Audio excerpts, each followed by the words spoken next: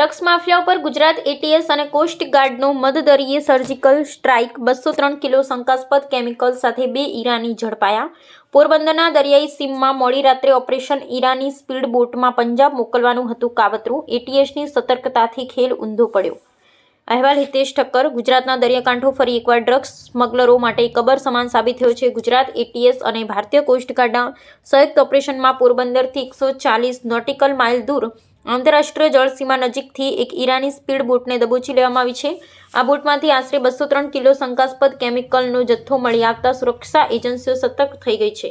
ગુપ્ત બાતમી અને એટીએસનું planning. એટીએસના police અધિક્ષક શ્રી કે પટેલને મળેલી સચોટ બાતમી મુજબ ઈરાની ડ્રગ સ્મગલર હાજી ફિદાએ જથ્થો ઈરાન કોનારક બંદરેથી રવાના કર્યો હતો। આ જથ્થો દરિયામાં ભારતીય બોટને સોંપી પંજાબ પહોંચાડવાનું મોટું નેટવર્ક ગોઠવવામાં આવ્યું હતું।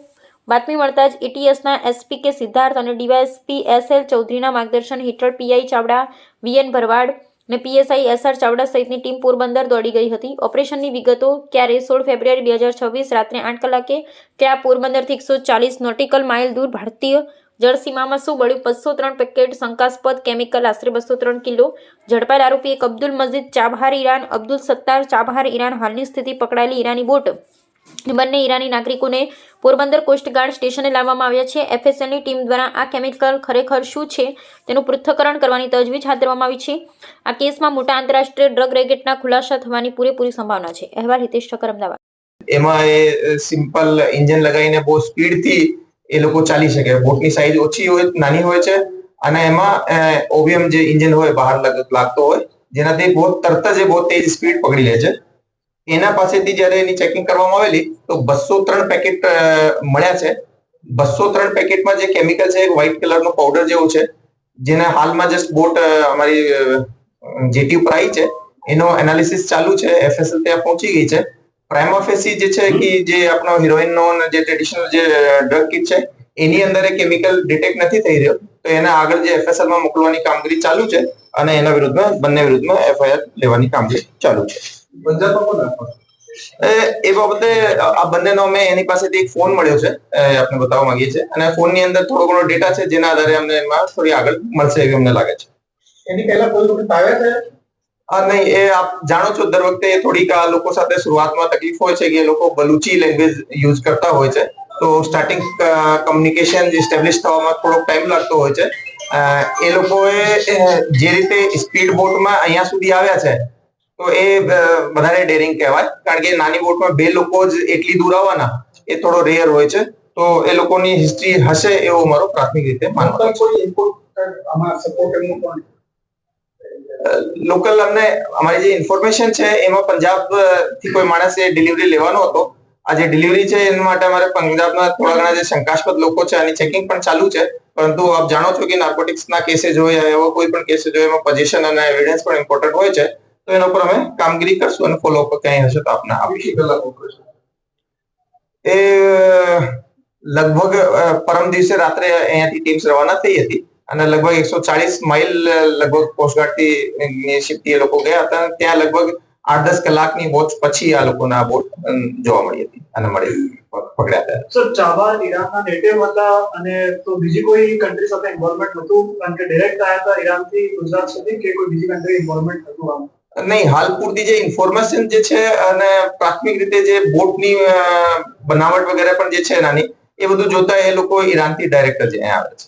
અને આપણે જોશો તો મેપ ઉપર જે કોનાર્ક જે ચાબહાર જે છે એ ઈરાનના એકદમ લગભગ ઈસ્ટર્ન પાર્ટમાં આવે છે, પાકિસ્તાનથી અડીને છે, તો એમ ડિસ્ટન્સ અગર બંદર અબ્બાસ વગેરેથી આપણે કમ્પેર કરીએ તો એ ઇન્ડિયાથી નજદીક થાય છે। બોટ પર સેવા ડ્રગ્સ સિવાય અને કોઈ બોટની અંદરથી હથિયાર કે એવું કંઈ મળી આવ્યું? ના, એ જે શંકાસ્પદ કેમિકલ હાલ મળ્યો છે એના સિવાય હું કીધા આપને કે એને જે ખાવા પીવાની વસ્તુઓ થોડી ઘણી અને થોડા એક મોબાઈલ ફોન, આ બેસિક જરૂરિયાતવાળી વસ્તુઓ એમાં પાસેથી અમને મળી આવી છે। બોટ પાસે શું વ્યવસ્થા કરી રહ્યા હતા? કેટલા દિવસની વ્યવસ્થા હતી એમાં લોકો પાસે ખાવા પીવા રહેવાની?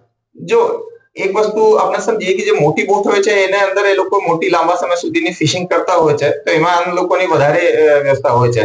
નાની બોટમાં માણસોને બેસવાની, માલ મૂકવાની કેપેસિટી થોડી ઓછી હોય છે, પછી તેલ પણ એ સ્પીડથી ચાલતી હોય તો એના માટે થોડો એક્સ્ટ્રા ડીઝલ પણ રાખવાનો હોય છે અને એ લોકોને બહુ લાંબી જરૂર નહીં પડે। ફરી અગર ચાબહાર પર જ જઈએ તો 25-30 માઇલ નોટિકલ માઇલ પર આવરની સ્પીડથી પરત જઈ શકે, પરંતુ એ લોકો 3-4 દિવસની એટલીસ્ટ આની પાસે ડીઝલ અને એટલી વ્યવસ્થા આની પાસે હતી. કેવા પ્રકારની બનાવટ તમે કહો છો એક્ઝેક્ટલી આની પહેલા ભૂતકાળમાં ક્યારે બનાવટ થઈ? જે આપણી પાસે સ્પીડ બોટના જે કેસીસ છે 2 વખતે મારા ખ્યાલ ઉપર મને જેટલો ખ્યાલ છે લાસ્ટ 4-1 વર્ષમાં જોવા મળ્યા છે. એમાં એક વખતે આપણે આજ પોરબંદર ઓફ કોસ્ટ થી કેસ કર્યો હતો, જેમાં લગભગ 60-61 કિલો આપણે મુદ્દામાલ પકડ્યા હતા અને એમાં 6 લોકો આવ્યા હતા. એ પણ એક સ્પીડ બોટ હતી, પણ એની સાઈઝ થોડીક એનાથી વધારે હતી. એ સિવાય એક વખતે ઓખાની અંદર એક તમિલનાડુનો માણસ છે, જેનો કે ઓમાન થી એને આવવાનો હતો અને એનો પાસપોર્ટ ત્યાં એ લોકો લઈ લીધા હતા ઘણા બધા લોકોએ. તો પછી આ ઈરાનથી ઇલીગલ રૂટ મારફતે સી મારફતે આવ્યો હતો.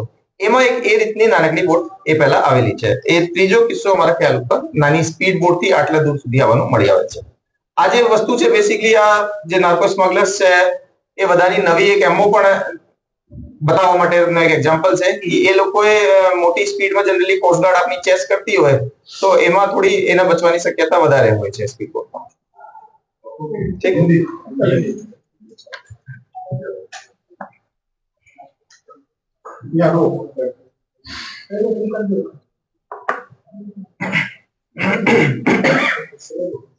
सर गुजरात एटीएस के एसपी श्री के पटेल को एक इन्फॉर्मेशन मिला था कि